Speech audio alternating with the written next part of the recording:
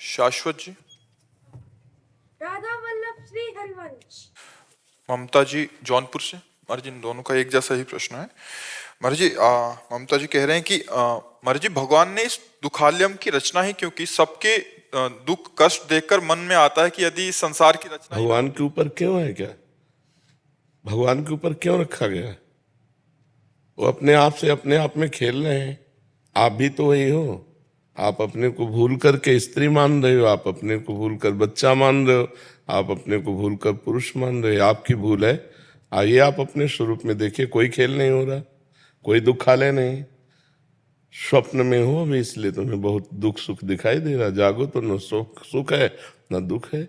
जे ही जाने जग जाए हेराई, जागे जथा स्वपन भ्रम जाई। इस भ्रम से आप निकलना चाहो तो निकल सकते हो, आप फंसना चाहो तो फंस सकते हो। आप अपने जाल में फंस गए हो, आप अपने जाल से मुक्त हो जाओ। आप कौन है? किसका प्रश्न है? आप कौन है? नहीं पता। बस यही पता लगा ले तो संसार का प्रश्न का समाधान हो जाए। जीव अविनाशी चैतन्य घन सुख स्वरूप, संसार स्वाप्निक भ्रम में। अब भ्रम में फंसकर अपने स्वरूप को भूल जाना ही दुख है। अपने स्वरूप को जान करके भ्रम का नाश हो जाना, यही परम स्वरूप है, यही परम सिद्धि है। अब संसार को भगवान ने क्यों रचा? आप कौन है? आप वही है। तत्त्वम अश, तत्त्वम अश, तुम वही हो। अपने आप को भूल कर स्त्री और पुरुष मानकर, जगत के व्यवहार को सत्य मानकर, भोगों को सत्य मानकर इस पर भ्रमित हो रही हो, इसलिए दुख हो रहा है।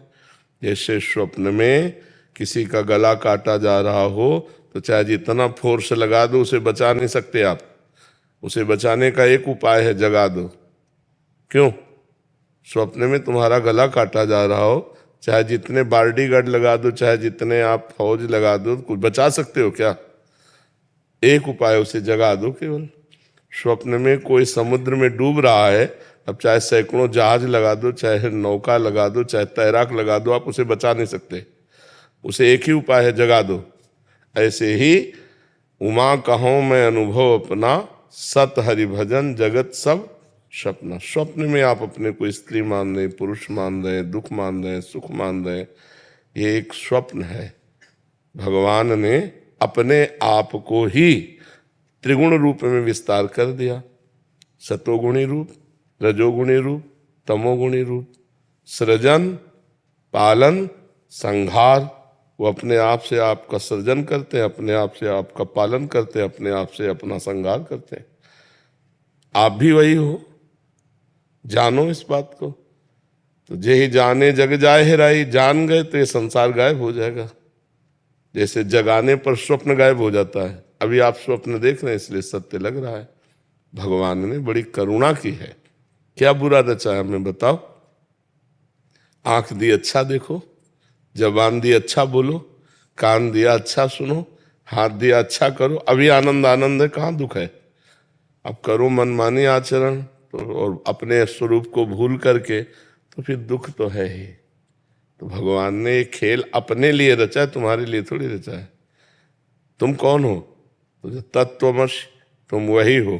खत्म खेल। बस यही जानना तो जीवन मुक्त हो जाए। आत्यंतिक प्रलय यही है, मोक्ष। मोक्ष का मतलब क्या है? कभी बंधा ही नहीं तो मोक्ष क्या होना है? भ्रम, भ्रम नष्ट हो गया, बात समझ में आ गई। भगवान आप प्रभु हो, आप ही प्रभु हो। अपने आप को भूल कर स्त्री मान रहे हो, अपने आप को भूल कर पुरुष मान रहे हो, और इस संसार को सत्य समझ रहे हो, भोगों को सत्य समझ रहे हो। ये सब मोह निशा सब सोह निहारा, देखे स्वपन अनेक प्रकारा।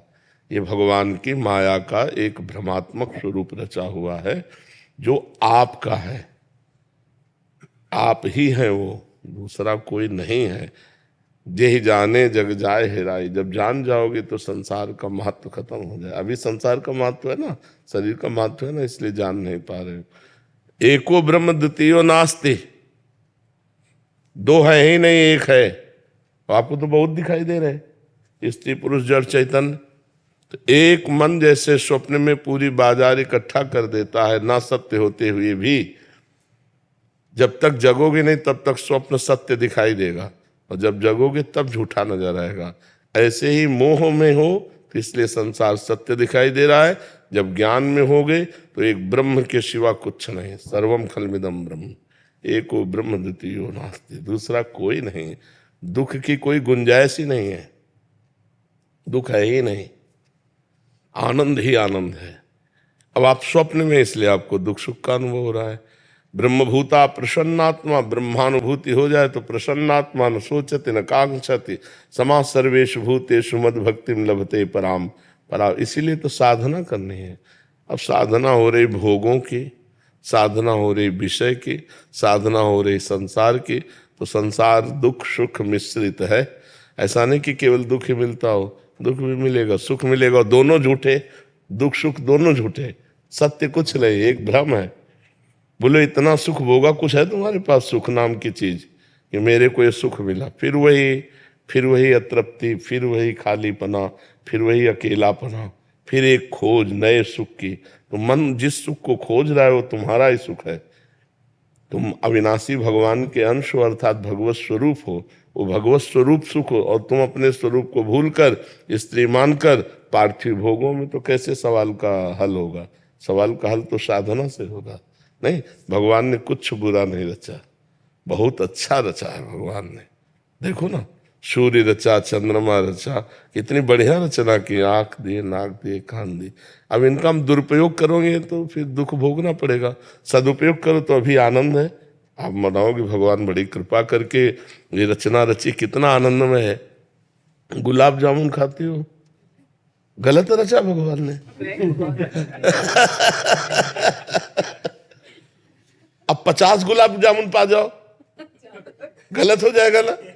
हाँ, तो अगर हम उचित व्यवस्था के साथ इस संसार को भगवान का बगीचा मानकर उचित व्यवहार करें तो दुख न रहे।